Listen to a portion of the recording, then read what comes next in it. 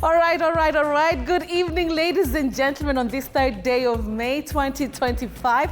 Well, I trust that you've had a fantastic Saturday. Well, I'm going to make sure that by the time tunamaliza leo show, utakuwa unasema, say what? So tonight we have a fantastic show. Of course, we have the top stories of the day. But apart from that, we also have the one and only Pastor Sue. Yes, the last week alichukua break because alikuwa dragon motor testing for so many weeks. I think alisema too, like, we have to now relax. But tonight she's joining us and we're talking about a very, very sensitive issue to do with in-laws. Now, there are good in-laws, alafu sasa kuna wale evil sisters, toxic mother-in-laws. We're talking about that. How do you deal with that? And Pastor Sue is going to be here, joined by MC Jaffe from Radio 47. We're going to be having a fantastic conversation. It's going to be a great 1.5 hours. Let's get started with the highlights.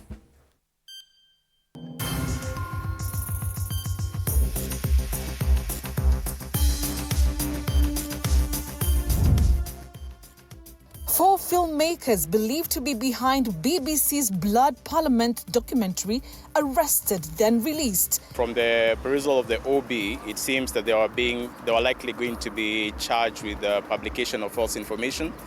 We are yet to know the particulars on why these charges do exist. Yes. Media stakeholders call out government for pressing on scribes' freedoms. Survivors of the Friday's banditry attack in Baringo recount chilling moments of chaos, gunfire, and a desperate fight to stay alive. Lakini on the way tukifanyia bus state, nasikia risasi inashuka tu hapo. So tukabiko tu hapo, tukaona kuna watu wametuambush kwa mlima tu hapo chini. Wakora wako juu, si tuko chini. Civil rights groups now calling on the government to stop the killings. How many people should die? I want to ask the government, how many graves should be dug? Former Interior CS Fred Matiang'i's homecoming triggers talk on the 2027 race for State House. But does he have the backing, influence, and strategy to mount a serious bid? A more serious allegation is one involved in thievery, grabbing of public land, the school saga. And if there were other incidents like that one, they will be brought out in order to derail him.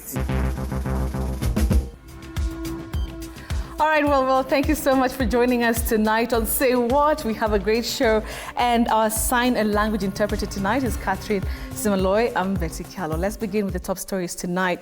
And as Kenya marks a World Press Freedom Day, concerns over press liberties have taken center stage following the arrest of 4 camera people who actually had their studio raided and equipment seized, raising alarms about media independence and government interference in journalism. Now, despite spending a night in police custody, the filmmakers were released on free bond, but rights groups say the incident signals a troubling crackdown on press freedom. Take a look.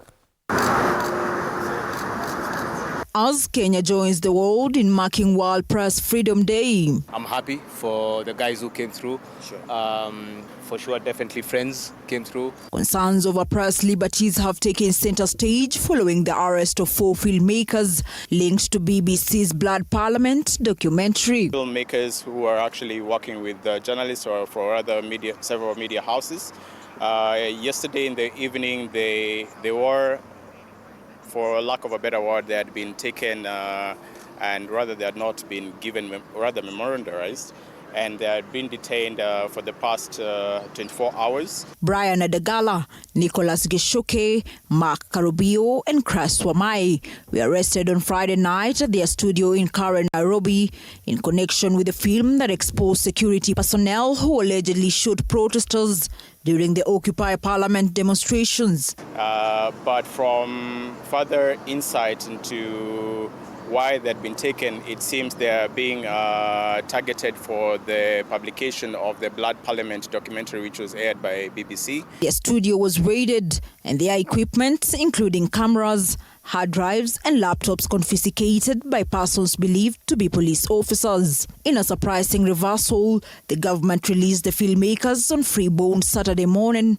after a night in police custody. For items such as cameras, hard disk, internal hard drives, the DCI know very well they're supposed to make a miscellaneous application in court.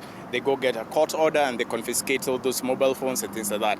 Up to now, I've not seen a copy of this particular court order or the miscellaneous application. So therefore, for me, the fact that they have obtained those particular gadgets that has been illegally, and in any case, they intend to use them in court, I'll actually have them struck off the record for that purpose.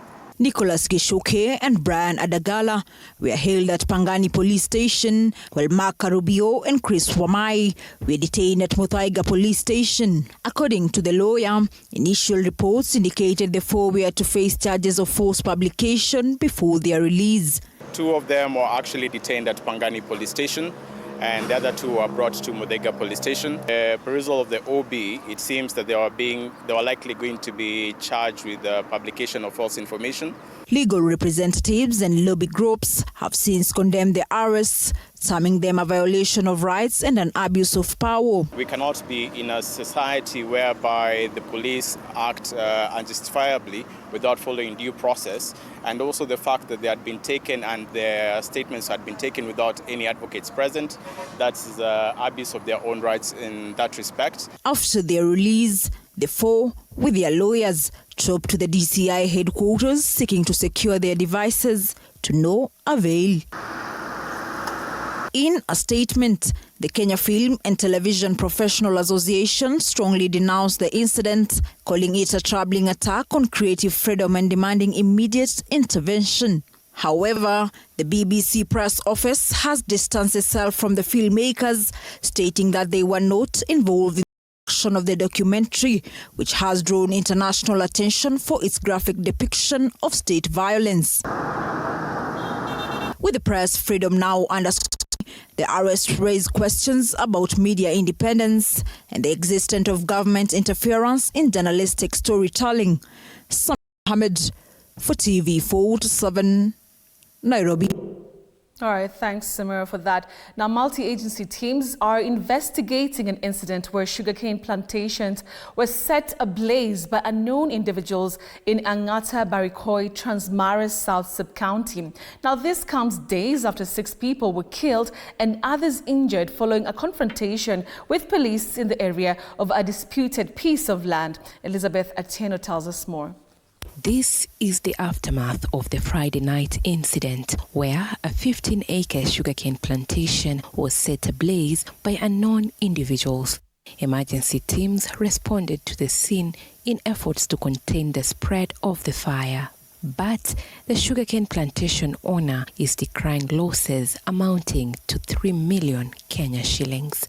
Kitu ilitokea hapa ni miwa yangu meungua na wajambazi ilichoma usiku kitu ya saa 3 usiku. Hasara kubwa sana na loan niko na loan ya milioni 1.5. Miwa meungua, sijui nitalipa nini kampuni. Miwa meenda.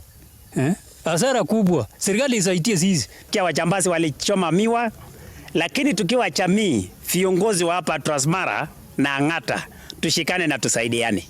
Miwa hana makosa. Miwa atembei. Lakini wale walifu walienda kuchoma miwa yenyewe, hatutakubali. Hii shule yetu hapa Angata Baringo amefungwa kwa sababu ya mambo kama hayo. Hakuna shule atafunguliwa na sijui sasa ndio utafunguliwa lini. Water and Sanitation Principal Secretary Julius Korir on Saturday called on the Kipsigis community living in the area to tone down emotions, assuring residents of the government's engagement in case of any planned land demarcation. Na ninahimiza watu, tafadhali tuhifadhi amani, kwa sababu hiyo makosa sio miwa. Miwa haijafanya chochote. So tafadhali tutulie kidogo, tukue na amani, hii shida yote itatatuliwa.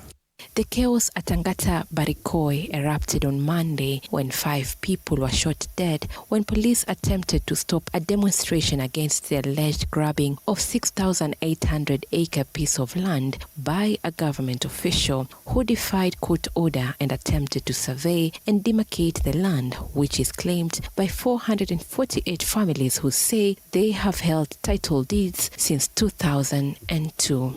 Tumelia sana. Hata Mungu wa mbinguni atasikia, hiyo sio mzuri. On Tuesday this week, the Inspector General of Police Douglas Kanja ordered the immediate transfer of senior police officers and GSU officers stationed in the area to allow for calm. Yote ambao wako na maneno lazima awajibike kwa mambo yake. Si kweli? Hiyo tuko pamoja. On 1st May, families to the deceased went to Kilgoris for the post-mortem of the 5 killed, with the results revealing that they all died from gunshot wounds. Elizabeth Atieno, TV47. Well, thanks, Elizabeth, for that.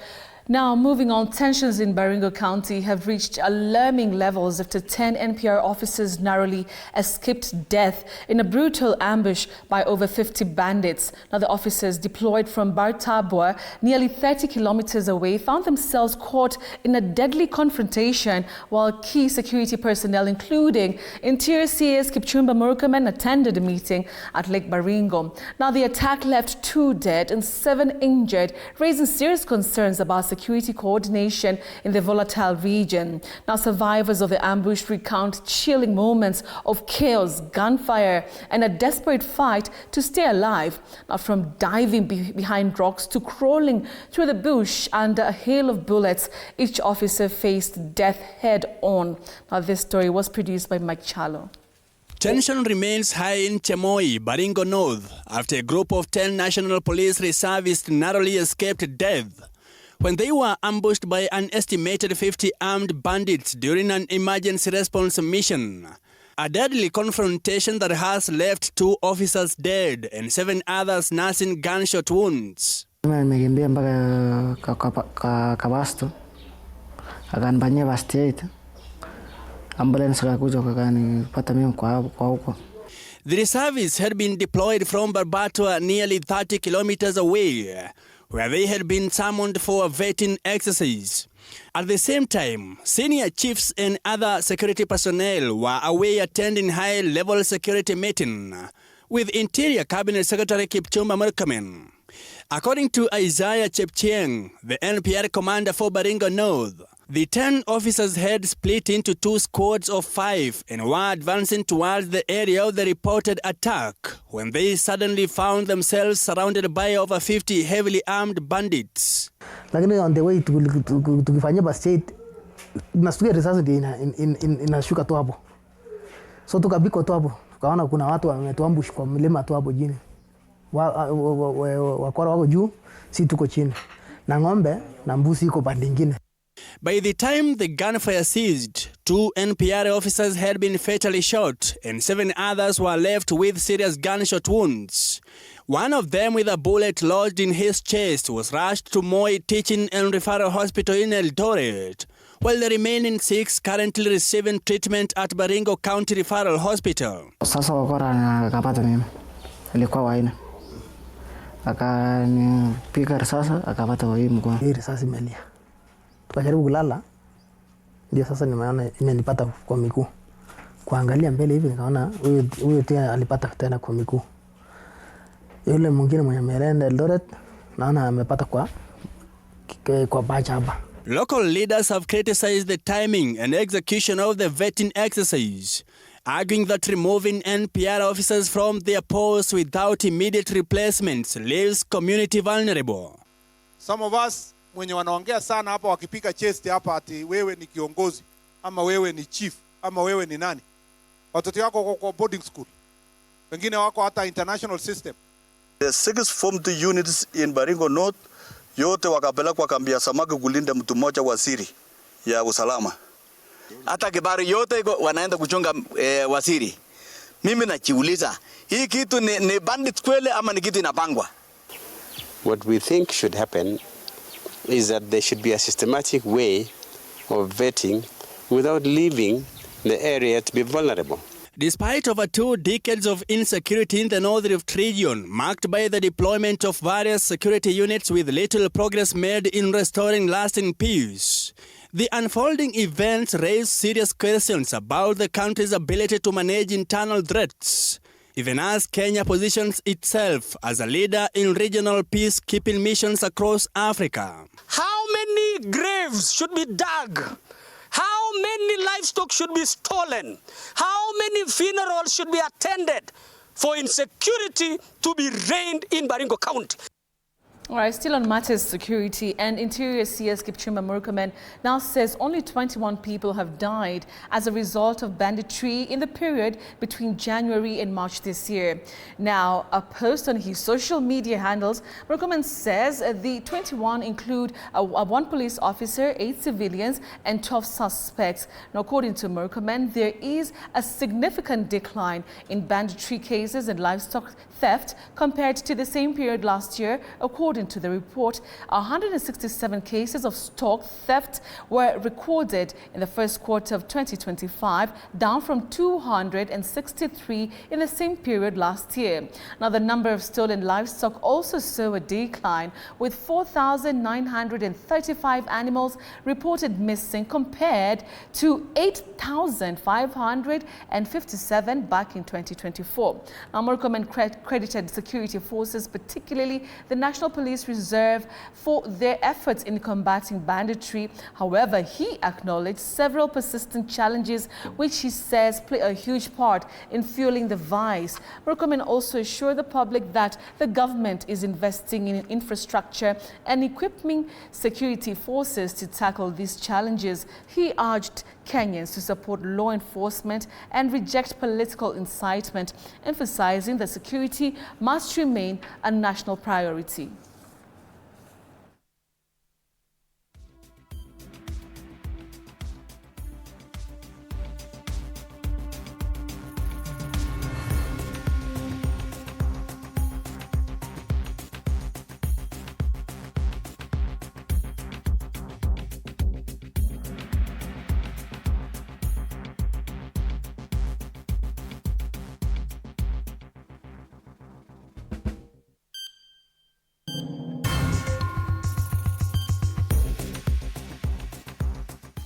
All right, now listen to this. Tonight, a major shift is coming for Kenyan consumers as the National Environment Management Authority, NEMA, prepares to enforce new packaging levies that could push prices up by as much as 16%. From diapers and sanitary pads to bottled water and canned foods, nearly all packaged goods will be affected. Quinto Wafula brings us more on what this means for households and businesses. Take a look.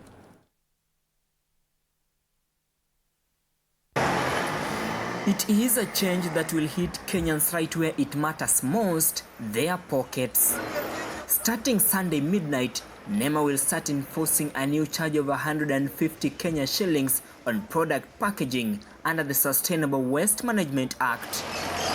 The levy applies to nearly all packaging materials from plastic, glass to cardboard and textiles. And that means higher prices on everyday essentials, including diapers, detergents, sanitary towels, food wrappers, medicine boxes, and cosmetics, meaning that from Monday, a majority of commodities could see a price hike by at least 16%. From major importers, the costs will be significant. For example, a 40-foot container of diapers will now attract an additional 334,950 Kenya shillings in fees. Sanitary towels, an extra 561,000. Detergents face a levy of nearly 381,450. This is going to put pressure on businesses, particularly small enterprises. The costs of compliance, from packaging fees to annual licenses, could lead to price hikes and reduced sales. Na kama ni biashara venye tax imepanda, sio nikani poa. Beyond the 150 Kenya shillings per item fee, businesses must pay administrative costs of 5,000 Kenya shillings plus annual licenses ranging from 50,000 to 100,000. Importers also face additional charges, with each packaged item entering Kenya incurring a $1 levy. For Kenyans already struggling with high living costs, the price hikes could be a tough pill to swallow. Hizi increases zote ambazo wanatuwekea, they have no benefit even to the government. Instead, munaongeza vitu, bei inakuwa juu na watu wanakosa makazi. The goal is to encourage recycling and sustainable waste management. However, the real concern is whether the new fees will be used effectively to improve waste disposal systems. If we could have seen the effects or the results of any enforced rule yenye wamewahi tumia hapo bereni, then it would be easy once they publicize a thing of that nature kwetu sisi kuweza kuadapt na tujue it is of our own benefit. Manufacturers, importers and brand owners will now be responsible for their products even after they are consumed. Failure to comply could lead to heavy fines of up to 4 million or even a jail term. With just hours to enforcement time, businesses and consumers alike will have to brace for a new era in Kenya's waste management policy. Tonight, a policy aimed at promoting environmental responsibility, but at what cost to Kenyans? Ningeomba tu kwa Mungu ama kwa hii serikali wasiuze daipa za watoto. Wahangwana hatuko kazi wale tunazaa wakati huu. Kinto Wafula, TV47. Tabidi tumejikaza kabisa. Tough times indeed. All right, let's now move on to matters politics and tensions are boiling over the Homa Bay County as a section of ODM leaders demand swift justice for the murdered MP Ongondo Were, with Governor Gladys Wanga and other prominent figures issuing a stern ultimatum. Pressure is mounting on authorities to identify and prosecute those responsible before the late legislator is laid to rest in a dramatic turn. The leaders have threatened to withdraw their support for the government if the demands are not met. He lived in order.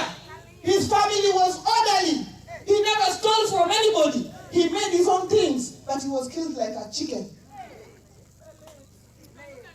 I can tell you that IG of police, you're not going to rest. We are not going to rest. No, and we don't want cover-ups. We don't want stories. We don't want cover-ups. We want to know the truth. Number one, truth. What did you do about all the reports that were made? That's number one. Number two, who killed Were and why and for what? That we want to know. We are not going to take this one lying down. We will not accept. Hatutakubali hii kabisa. I am telling them we want to know kwa nini Ongondo Were aliuliwa. Tunajua Ongondo Were aliuliwa kwa sababu ya siasa. Hiyo tunajua. Hiyo sio siri. That is not a secret. But we want to know who did it. Na kwa nini amefanya. Tumeelewana? That where a member of parliament has complained that his life is in danger and you don't take action, please let us know what you know of it. You cannot kill us like dogs and expect us to be quiet. No, we will not. Tell us why you did not act. And if you did not tell us why you did not act, you have a lot of questions to answer. Tell us the source of the coordinated social media attack. If you do not tell us the source of this coordinated social media attack, you have a lot of questions to answer. All right, now tonight, President William Ruto and ODM party leader Raila Odinga are in a political dilemma in the wake of the return of former powerful Cabinet Secretary Fred Matiang'i into the country's political arena. Now, the political analysts argue Matiang'i's rousing welcome during Friday's homecoming events in Kisii and Nyamira could mark the end of Raila's dominance in the Omogusi region ahead of the 2027 presidential polls. Now, Matiang'i's return appears to have consolidated the Abagusi region's support last witnessed during the reign of the region's kingpin Simeon Nyachai. Apollo Kamau tells us more. Take a look. Former Interior Cabinet Secretary Fred Matiang'i's return to his Gusii homeland in the company of ODM Governor Simba Arati, ODM MPs and a section of President William Ruto's allies signals what could be seen as a major shift in the Gusii politics dominated by ODM party leader Raila Odinga. At stake is the region's 1 million Gusii voting bloc, an acid test for Ruto and Odinga after Matiang'i declared his bid for the presidency on Friday to fix Kenya. Raila does not have the influence he used to have. It's gone. In part because he is perceived to have betrayed the cause. It does not matter how much he tries to explain. The image is that you betrayed the cause, and therefore your influence is irrelevant. But the big question remains, does Matiang'i have the wherewithal, the backing, influence and strategy to mount a serious presidential bid in 2027? Political analyst Professor Macharia Munene says the impact of Matiang'i's return will affect Odinga more than President Ruto, considering the Gusii region in South Nyanza is perceived as an ODM stronghold, meaning Odinga and Ruto, now in the broad-based government, are likely to be dealt a blow. ODM is no longer, it's not quite finished as a force, but it's increasingly being spent. And there are a lot of people who realize that that is the case. His desire to strengthen Ruto, Ruto's presidency and chances, makes him increasingly out of tune with perceptions, the reality. So, and that's part of the reason Matiang'i now looks good, The presence of Odinga and Ruto allies during Matiang'i's homecoming tour, some who were involved in planning the tour, means ODM and UDA fortunes in the region could be dwindling as Matiang'i moves in to fill the Gusii power vacuum left vacant by veteran politician Simeon Nyachai in the 90s and the year 2000s. Tumetoa ndugu yetu Okenyo Fred akutane na kila mmoja ambaye anagombea kiti, na sisi hatutatusi mtu yoyote. Ungependa kuonyesha Wakenya kuwa tuko tayari kuwania uongozi wa nchi hii, na yule ambaye tumemchagua ni kijana yetu anaitwa Fred Okenyo Matiang'i. Signs that Odinga's political fortunes had declined emerged in the month of March when Odinga, during the unveiling of Shabana FC playing kit, was heckled by youth who chanted Ruto must go. In the IEBC 2022 presidential election results, Odinga garnered 264,988 votes compared to President Ruto's 135,140 votes. In the neighboring Nyamira County, Odinga garnered 104,477 votes, while Ruto got 63,645 votes. It also implies that President Ruto is very vulnerable. And so you have people are jostling for positions who is likely to replace Ruto. And that's what we see. That's what we are seeing all these things. And say, oh yeah, he's going. So who will take over? And now that's where the crux of the matter is. In his quest for the presidency, Matiang'i still has political baggage on his back. He has to contend with and which could derail his presidential ambitions. The Ruaraka land scandal and the River Yala extrajudicial killings, which could derail his presidential ambitions. With Nyamira and Kisii behind his presidential ambition, the former powerful cabinet minister will have to convince his fellow opposition leaders on why they should endorse him for the presidency, a political novice compared to Kalonzo Musyoka. Apul Kamau, TV47. All right, thank you so much, Apollo, for that brilliant reporting. All right, so you know what? We're about to get, finished and done with the serious, side of the show. And then we go to Say What? Nakwambia Pastor Sue amefika, anakaa mrembo. Hata ni hatu angefanya tu news. She's looking fantastic together with MC Jaffe. Yani amekuja sijui kuna nia gani leo, lakini tutajua. The show is going to be amazing. Remember tonight we are really handling a very sensitive and serious topic. We're talking about in-laws. Kuna wale wanakupenda, wengine hawakupendi, wengine hujui kama wanakupenda au hakupendi. So tonight we are putting that on focus, and Pastor Sue, yani yeye ndo mama yao ya kutu advise on what to do. So looking forward to the other side of the show. We still have a bit of stories, of course, covered. So don't go away. We'll be right back.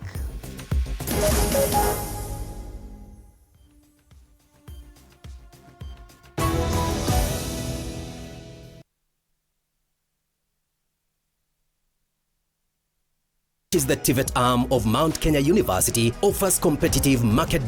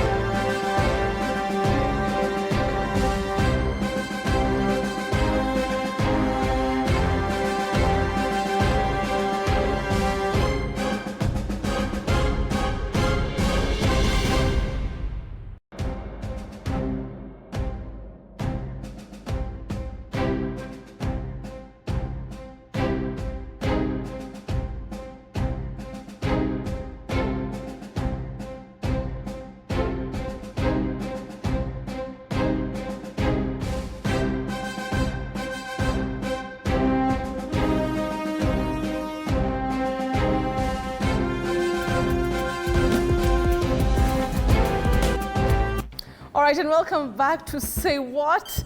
I was just, chatting up with MC Jaffe and, of course, Pastor Sue. It's going to be a great show. But, of course, let's continue with our top stories tonight.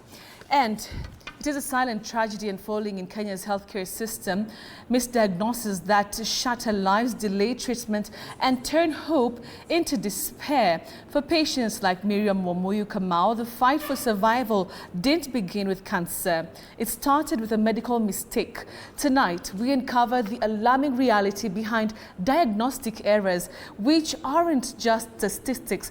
They are life-altering failures that determine who gets a second chance at life and who doesn't. Ruga Eval tells us more. A long 1-hour journey to the hospital.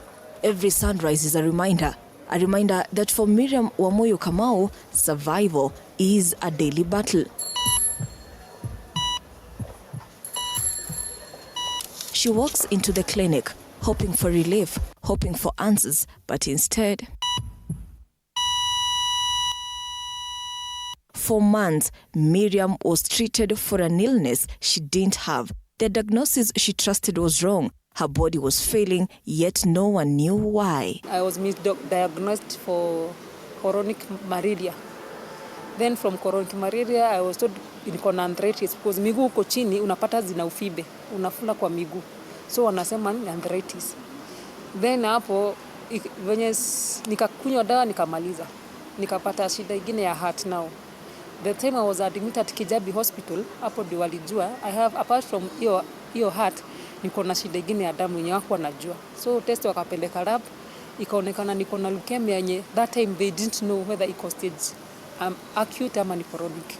Not once, not twice, but 3 times. 3 misdiagnoses, 3 hospitals, 3 different results, none revealing the true battle she was fighting.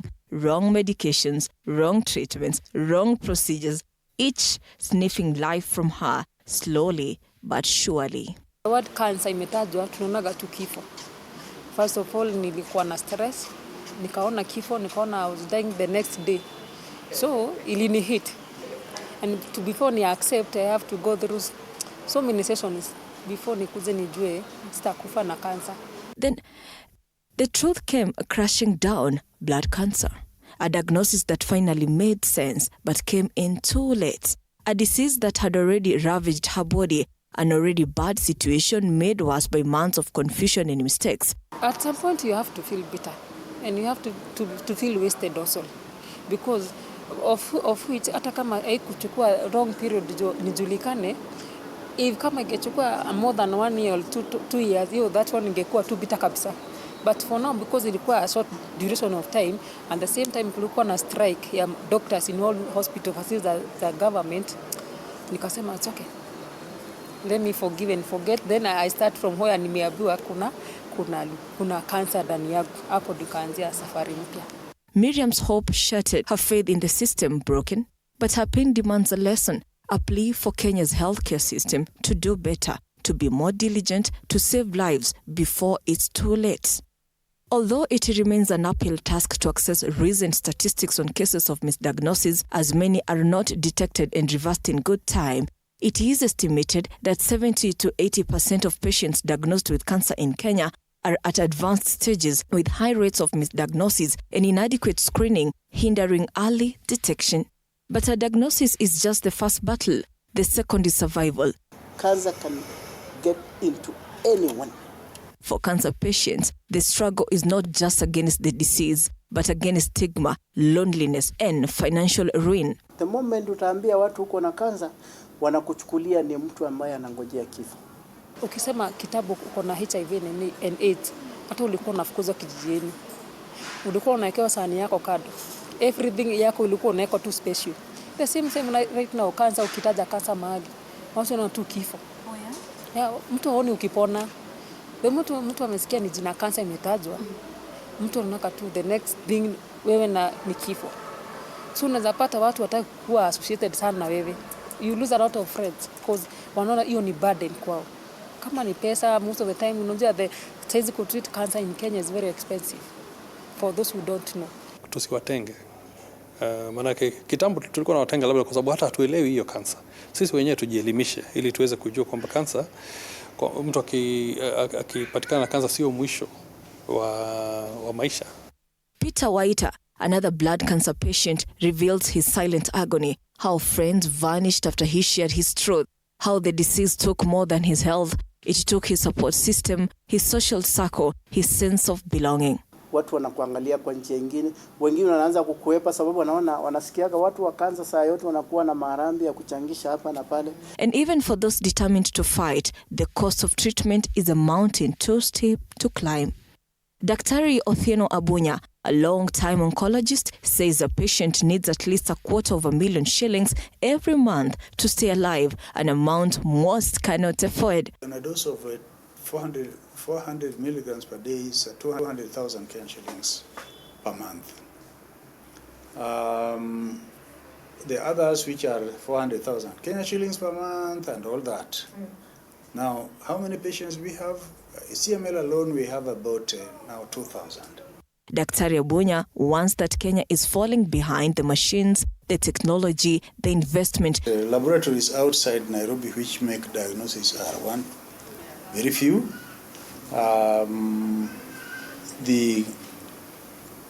The kind of expertise that is required tends to also fall off once you leave Nairobi.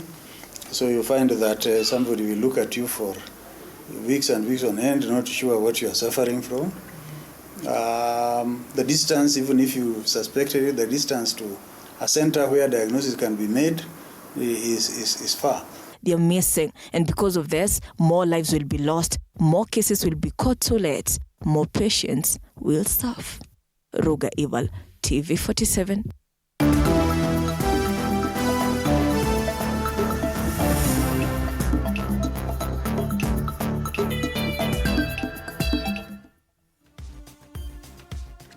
Well, that's a fantastic report there by Ruga Ival.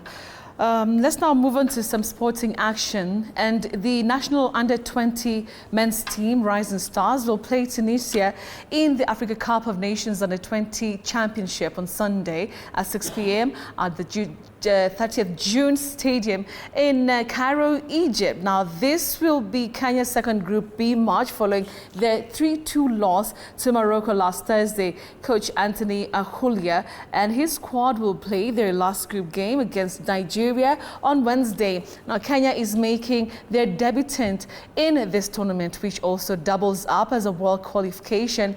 The team training this evening ahead of their clash must win.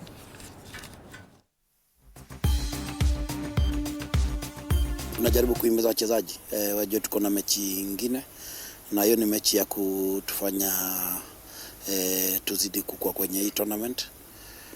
Kwa hivyo jinsi unavyoona saa hizi tuko kwenye mazoezi, tunajaribu kurekebisha yale makosa tulifanya kwenye mechi ya kwanza, ndio kesho tuibuke na ushindi. Mimi kitu naweza ambia Kenya uko home sana, watu wakuwe na sisi, they watch the game, watu support, and we really know we need to win. They need to see us victorious.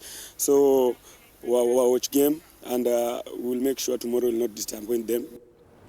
All right, now Kenya Premier League defending champions Gor Mahia will test their strength against Shabana tomorrow at Gusii Stadium in Kisii County.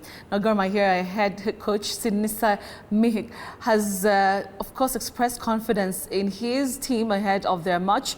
In today's matches, Bidco United played to a goalless draw with Bandari at Kenyatta Stadium in Machakos County, while Tusker FC held AFC Leopards to a barren draw at Kenyatta Stadium. Now tomorrow, Mara Sugar will battle against Ulinzi Stars, while Kakamega Homeboys will play against Posta Rangers. Currently, Police FC sit at the top of the league with 52 points from 28 matches.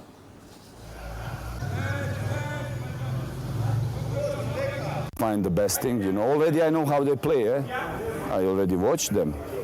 I know how they play, and even they don't know how they play. They shoot ball from everywhere. It's a normal game. You're on the side of my fans, because to me, I feel kwangu I feel more pressure playing the derby instead of the Gusii. Wanasema about the Gusii derby. Me kwangu I feel the Mashemeji derby is more. Iko na pressure mob na it's something that fans wetu wanacherish sana kuliko the Nyanza derby.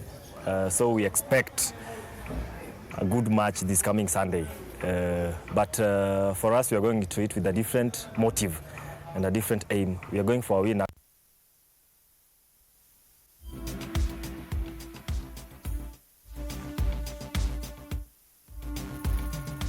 Okay. Sasa maneno ya sports tumemaliza. Sasa it's time to get to the hot stuff. Wacha niwaambie leo Pastor Su amevaa. Hebu kuja hapa karibu. Cheki maneno, cheki. Unajua mtu anaitwa DJ Afro angesema cheki maneno. Mashallah. Wololo yae. Wow, are you ready for us? We are ready for you. We're going to discuss a very important topic. What? In in-laws. In-laws. It's about in-laws. And it's gonna be a great Na MC Jaffe yako pale hivyo. MC Jaffe yako. Mmekaa smash leo. Say what? Sijui niwaachie show. Say what? Sijui niwaachie show. Let me tell you, it's going to be an amazing discussion, by the way. We are ready like never before. Yes, we are. Oh, it's going to be I'm amazing. excited, guys. Itakuwa moto. Najua mmekuwa mkingoja Saturday night. Aya, pasa tupeleke break. Wow. You can do it. Wow. Of course you can. I want to, what do you say? Like tupeleke break, alafu tutarudi baadaye. Tutarudi in a few minutes. We are coming right after this break. See you then.